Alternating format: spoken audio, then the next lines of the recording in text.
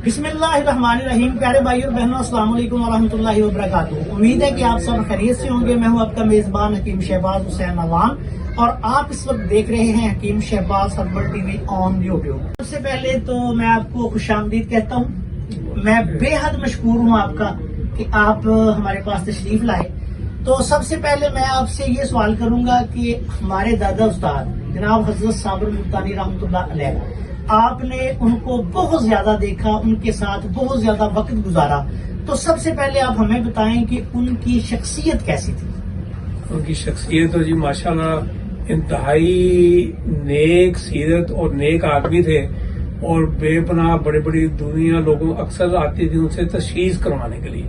दवाई जाके भले वो कहीं से लेते या अल्लाह जाने, लेकिन है कि वो उनसे तशखीस कराते थे, नब्ज दिखा के वो उनको बता देते थे कि इनकी कहाँ क्या तकलीफ है।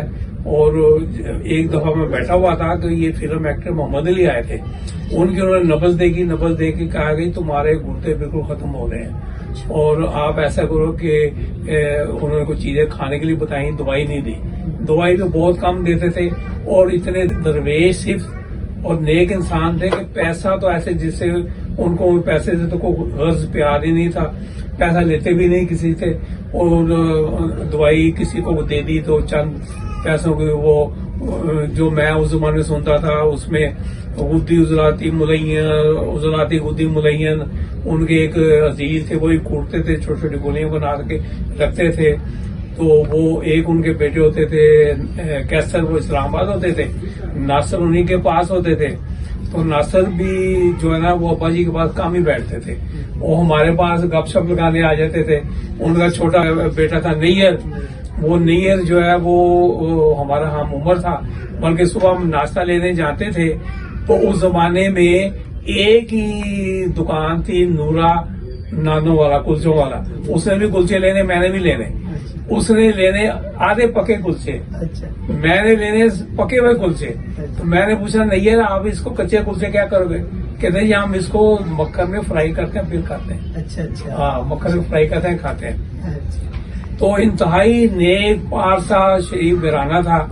तो मैं सारी मदरसा जालूम था।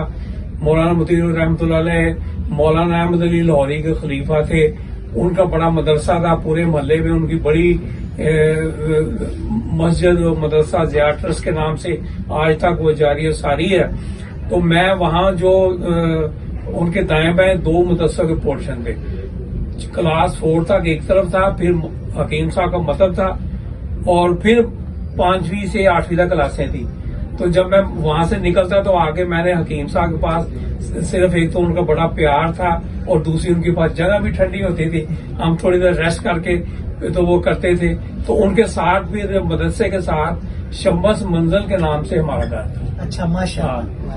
तो वो और ये है कि मेरे जो बड़े कजन थे, ताए के बेटे वगैरह, वो सारे ये अपना नासर साहब के दोस्त थे, हम नैयर के दोस्त थे। लेकिन नासर साहब हमारे पास खड़े रहते थे और गपशप लगाते, हकीम साहब की आवाज आनी तो उन्होंने कहना जी अब्बा जी, और जाके फौरी किताबें वो जो देते, वो फैजबाग में एक ही डाकखाना था, और वहां जाकर उन्होंने जो उनके हकीम थे जिनको जो उन्होंने जहाँ भेजी वो भेज देते थे।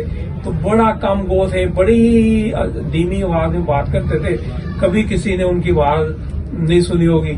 जो आम रवायती होते हैं ना कि शरबत और लट, वो कोई नहीं थी उनके पास। मुख्तसर सी दवाई देते थे फ्री, कोई पैसा नहीं लेते थे। यही वजह थी कि उन्होंने सारी उम्र दरवेशी में गुजारी।